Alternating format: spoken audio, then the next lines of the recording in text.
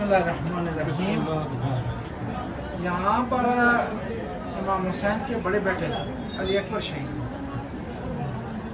जब दुश्मनों ने घेरा तंग कर लिया ना, इमाम ने समझा कि बचने की गुंजाइश नहीं है, तो इमाम ने अपने साथी भेजना शुरू किए। जब साथी सारे शहीद हो गए ना, तो अब बारी आई ना इमाम के बेटों की।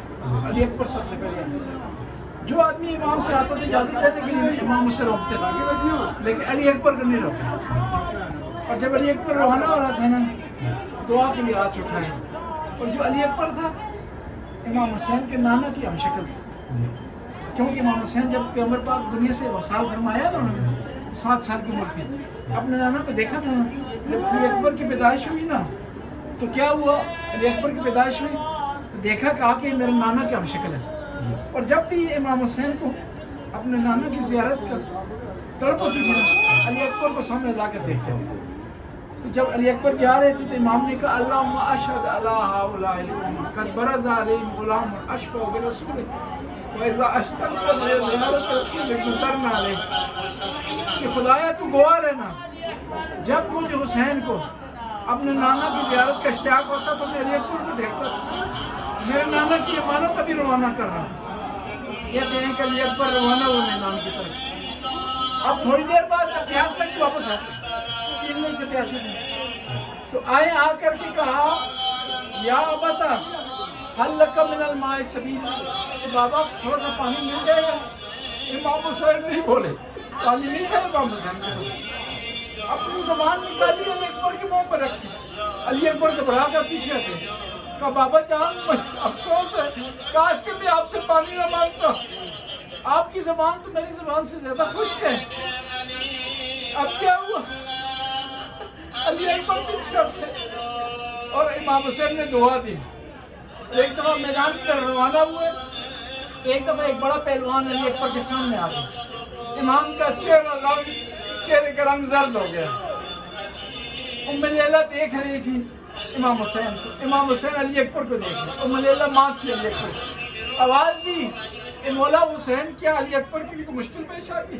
कहा हाँ उम्मे लैला, मैंने अपने दादा रसूलुल्लाह से सुना है कि माँ की दुआ बेटे के हक में कबूल होती है। तेरे बेटे के लिए मुश्किल आ गई है, इस जालिमों ने घेरे में ले लिया है, तू दुआ कर मुश्किल हल हो जाएगी। उम्मे लैला ने दुआ की, मुश्किल हल हो गई। अली अकबर पलट आए, फिर मौला हुसैन से इजाज़त ली।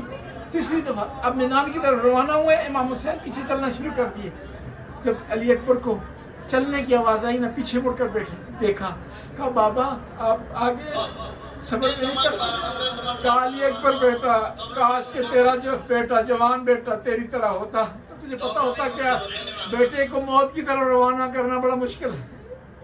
कहते हैं अली अकबर मैदान की तरफ रवाना हुए हैं, जालिमों ने चारों तरफ से घेर लिए, कोई तीर चला रहा था, कोई नेज़ा मार रहा था, और जिसको कुछ नहीं मिल रहा था ना रेत उठाकर अली अकबर की तरफ फेंक रहा था। एक दफा एक जालिम ने किरसा नेज़ा मारा कि अली अकबर घोड़े की नींद से जमीन पर आए और मदद के लिए अपने बाबा को नहीं पुकारा। पता क्या कहा बाबा अली अकबर के लिए परेशान ना होना, अली अकबर इसके बाद प्यासा नहीं है, ये रसूलुल्लाह मेरे सामने आ गया और हौज़े कौसर मुझे पेश कर रहे हैं और आप मेरे लिए परेशान ना हो।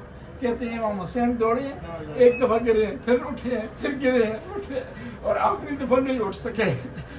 कहते हैं फारसी शायर लिखता है, जानू बिजानू लाश पिसर रसीद, कि इमाम हुसैन घुटनों के बल बेटे की लाश पर पहुंचे, लाश को अपनी गोद में लिया, वज़ा खद्दु अला खद्द, अपने रुखसारों को अली अकबर के रुखसारों पर रखा, वो बका शदीदा, और बुलंद आवाज़ से गिरिया किया और कहा बेटा तूने आसानी कबूल कर ली, तू मेरे नाना से अभी थोड़ी देर बाद मुलाकात करेगा, मेरी फातिमा माँ से मुलाकात करेगा, उनसे कहना कि हुसैन बड़ा प्यासा है, हुसैन को जालिमों ने घेरे में ले लिया है, आपका हुसैन परेशान है, आप जल्दी कर उसे अपने पास बुला।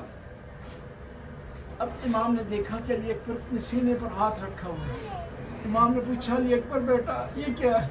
कहा एक जालिम ने ये कहकर सीने में बर्छी मारी है।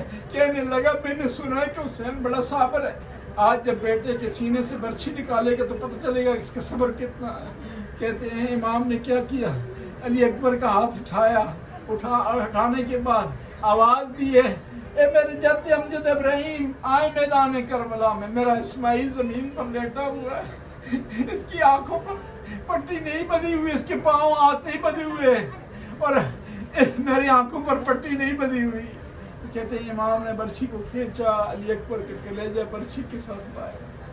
خدایا اس قلیل سی حاضری کو قبول و منظور کر، ہمارے یہاں آنے کو قبول فرما، ہمارے جوانوں کو علی اکبر جیسی سیرت عطا فرما، والدین کا فرمانبردار بنا.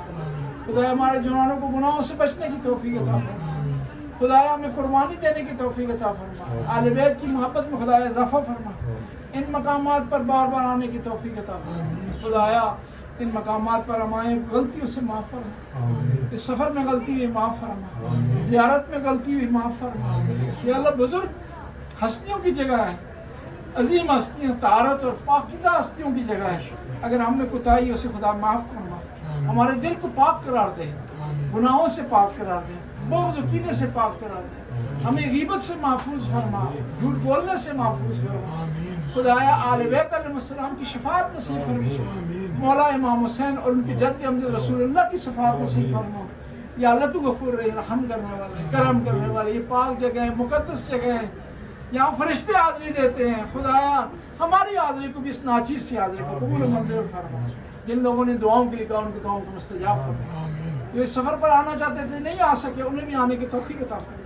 یا اللہ جو سالوں سے انتظار کر رہے ہیں نہیں آ سکتے سفر پر انہیں بھی آنے کی توفیق عطا فرما.